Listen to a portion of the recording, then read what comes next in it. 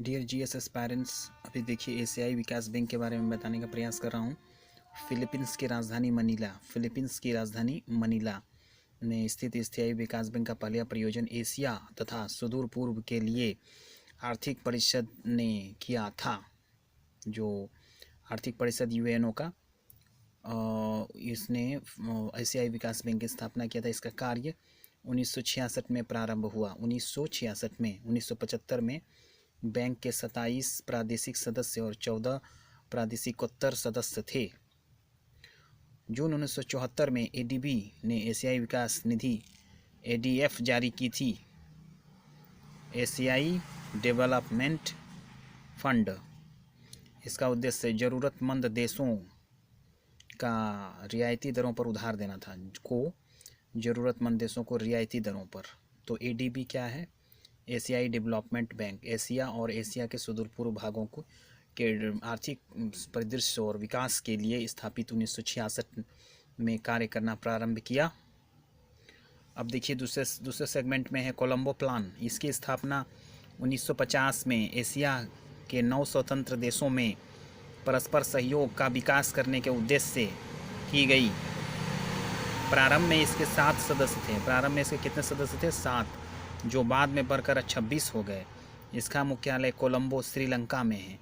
तो कोलंबो प्लान की स्थापना 1950 में एशिया के 9 स्वतंत्र देशों के परस्पर सहयोग विकास करने के उद्देश्य से किया गया था। अब देखिए अगले सेगमेंट में जो यहाँ दिख रहा है अमेरिकी राज्यों का संगठन, और ऑब्वियसली स्पष्ट रूप से अमेरिका से संबंधित है। इसकी स्थापना 1948 में बोगोटा में अमेरिकी राज्यों के अंतर्राष्ट्रीय सम्मेलन में की गई। इसके 32 सदस्य देश हैं उस समय के। अभी लेटेस्ट आंकड़ा आपको नए जीके में मिल जाएगा, लेकिन उस समय ये 2004 का जीके है, इसीलिए 1962 में क्यूबा को इस संगठन से निष्कासित कर दिया गया। अच्छा, कनाडा ने 1989 में इसकी सदस्यता ग्रहण की। तो इन देशों को निष्कासन और सदस्यता के डेट देखिए। इसका मुख्यालय वाशिंगटन में है। अमेरिका का एक स्थान जहां वाशिंगटन डीसी जिसे कहते हैं, राजधानी क्षेत्र। इस संगठन के सदस्य शांतिपूर्ण विधि से अपने विवादों का हल करने के लिए प्रतिबद्ध हैं। देखिए हर जगह शांति की ही बात हो रही है, क्योंकि युद्ध की विभीषिका प्रथम और द्वितीय विश्व युद्ध द्वारा विश्व को झेला जाना कम बड़ी बात नहीं है। हिरोशिमा नागासाकी का बम जो था, परमाणु बम, यह कम नहीं था। तो यहाँ देखिए सुरक्षा परिषद में किसी समस्या को ले जाने से पूर्व इस क्षेत्रीय संगठन द्वारा विचार विमर्श के माध्यम से समाधान निकालने का प्रयास किया जाता है। अगर नहीं होता है तब सुरक्षा परिषद में, यूएनओ के सुरक्षा परिषद में इसको ले जाया जाता है। साथ ही संगठन के सदस्य देशों में इस बात पर परस्पर सहमति है कि यदि किसी एक दूसरे देश पर सशस्त्र आक्रमण होगा तो वे सभी देश सामूहिक रूप से उसका मुकाबला करेंगे।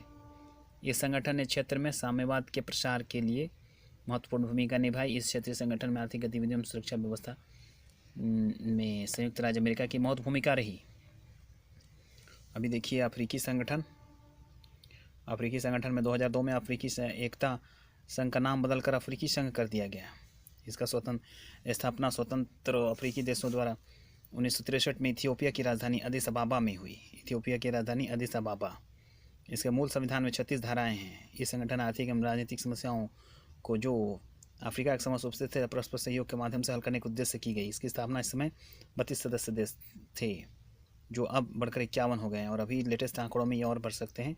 अफ्रीकी संघ एकता संघ की प्रस्तावना में यह लिखा स्पष्ट किया गया है, इंट्रोडक्टरी पेज में जो होता है प्रस्तावना, जैसे संविधान की प्रस्तावना होती है ना, इसी प्रकार से सदस्य अफ्रीकी राष्ट्रों में एकता की भावना को सुदृढ़ करेंगे और परस्पर सहयोगात्मक कार्यों में समन्वय कार्यों और अफ्रीकी लोगों के जीवन को बेहतर बनाने का प्रयास किया जाएगा। अफ्रीकी राष्ट्र की संप्रभुता में एकता अखंड रखते सम्मिलित रूप से प्रयास किए जाएंगे। अफ्रीका के उपनिवेशवाद को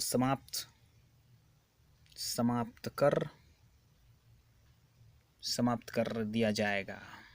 तो 10 जुलाई 2001 को अफ्रीकी का एकता संघ का नाम बदलकर अफ्रीकन यूनियन EU कर दिया गया।